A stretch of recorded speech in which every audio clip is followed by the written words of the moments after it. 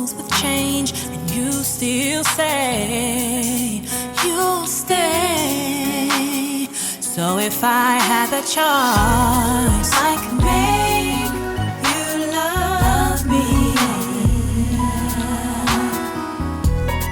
And we are rolling in 3, 2, 1, action. So, y'all gonna laugh at me. This song is actually about God. It's my husband's favorite, but it's actually about God. It's my husband's favorite because I'm very loyal. And usually, to a default, not that I'm big on astrology, but Virgos are. We like ride or dies. And we're committed. We're kind of like easygoing. And those are our good traits. You guys can keep all the bad ones to yourself. All right, we understand we're working on ourselves, which is also an issue for us. We're always working on ourselves. That being said, loyalty is not usually an issue for a Virgo. We actually believe love is kind of attached to it, and we will like fight to the finish. And that trait is one of the traits that actually is displayed in God. Now, I am that chick who like, Lord, you was real petty. Why is there a tree in the middle of the garden? What are we doing? It's like, you gonna keep trying to, dance these girls around me just to see if I'm gonna cheat on you? Like, you know how girls do that. Like, I'm trying to see, it's petty. Like, why are we trying to tempt each other? Like, what are we doing? So that's how I interpreted the Bible for the longest. Why would you be like, you can't have this, you can't have this? I'm gonna put it in the middle of the garden. And because I'm a human, and because I like to see error, again, a trait of Virgo, we're looking for things to fix and the details that should be corrected. It takes so much internal work to grow, y'all. Just remember that about you. So because that's how my lens is typically when I look at the Bible, and I even have placed a lot of character issues on God that he has never said about himself, and that was never true, which is, why would you be so petty, right? I saw that move, the tree of life and the tree of knowledge of good and evil, in the middle of all those trees as a really, really kind of selfish game. Like, what are we playing? I didn't recognize forever until I started actually praying and asking God about it. How about that? Like, stop reading it for yourself and just ask him, and he'll actually talk back. I started asking him, okay, what's that about? Why did you do that? And it hit me so hard, the obvious truth, which was, Amanda, love can't be love without choice. If I made you robots, there is no love. If you couldn't choose something else, we'd never had a change. If it's like my husband, I love you so much. I'm a robot. He's like, I love you too. It ain't love. Like, I'm programmed to do it, right? And so even if, it was so funny, he was like, so babe, if I was the only man on the island, I'm like, baby, you be it. I'm so happy that I'd have you, boo. He like, no, I'd be it. You wouldn't really, I'm like, you're right, you would just be it. I'd make it work. We'd make it work out up on this island. But I need there to be like, who are the guys? I don't know. I'm not going to name no names because y'all don't get me in trouble. But there are other guys who are the heartthrobs. And if these guys, or whoever your person is from high school or whatever, isn't there to make you think about, do I want to commit again? Do I want to choose to work through this with this man again? Then it ain't really love. You need a choice to make you keep choosing the action of love, along with a bunch of other things that God determines love is. So that's why this song is my husband's favorite. The reason why we are singing this song today, Coach's Corner, is for two reasons. I've been writing for a long, long time.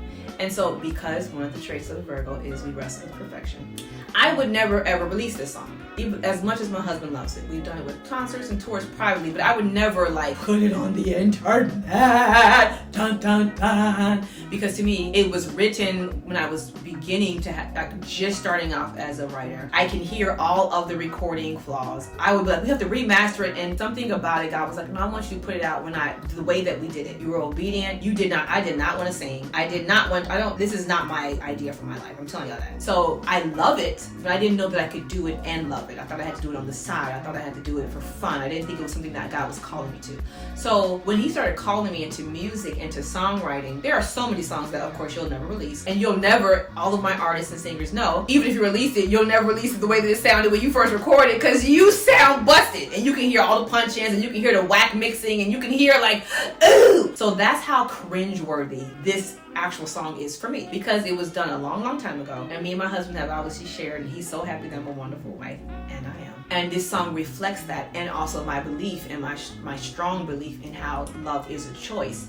All of that is wrapped up in this song. But I wanted artists, especially because I trained vocalists, to see there is a process. This was written in like 2015, 2014 or something like that, recorded back then, right? So if I don't let you kind of hear the things that I hate, actually, I love the song, but there are things about it that I'm like, this should have been way done.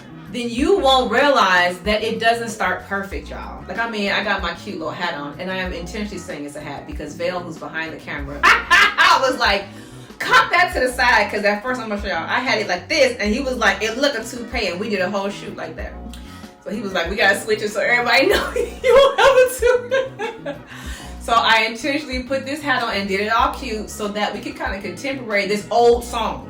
But I wanted y'all to know that one, I enjoy only singing songs that have belief to them, like have things that believe in them. And that's okay if you're that kind of a writer. Like if you just can't sing songs that you don't love or songs that don't go along with your values, you don't have to. Two, I like singing songs that only have a message, but that show you the process. Because when I'm teaching what I've done. Like I ain't new to this, I ain't true to this. I've been doing it, and I want you to hear, even when you go back and play it, like, oh, I can hear what she's talking about. Oh, she punched in there. Oh. And then you'll know it's okay for me to get started. And it's okay for me to share the flaws. My vibe is for my tribe. It really, really is. You belong to a certain group of people that God literally put you here for, and they're gonna get you. They're gonna get it, okay? The third reason why we did, and it's the final reason why we did this song, is this is when I was like still enamored by Whitney Houston. And I can hear so many licks and so many, like I was doing little things that she used to do all the time. It was her signature sound. And so it wasn't until I began to hear my own voice and let it come out, right? That now when I go back and play the old stuff, it's like, girl, that was Whitney. You was Whitney and through half of the dang on song. Why is that important to you, my singers? Well, because y'all know y'all be sounding like somebody else. Let it be that that's what you're doing. And that's a part of you finding your voice. You're going to be influenced by the people who you admire, but it ain't gonna be you, and you need to realize that. Let yourself play with it. Let yourself be influenced by it so that the muscle develops. You keep singing, because the only way it works is you gotta just keep singing. Like, you just gotta get your reps in. You can't. I swear, it's so many of y'all who bout to finna. If you don't bout to finna about to this ministry of, I'm about to do another scene, I'm about to lay another track, I'm about to drop another video, I'm about to just sit in your quiet space, do it. Even if you want to do it in a protected way, but do it. And then you got to get your reps by singing. You have to do it. Go to the open mics, go to whatever, help people background, whatever you're going to do. You only get better and start developing your voice as you continue to do it in front of people, do it with intention. Then you can start pulling away from the people who are your basic influences and let them color your actual sound as opposed to mimicking their sound.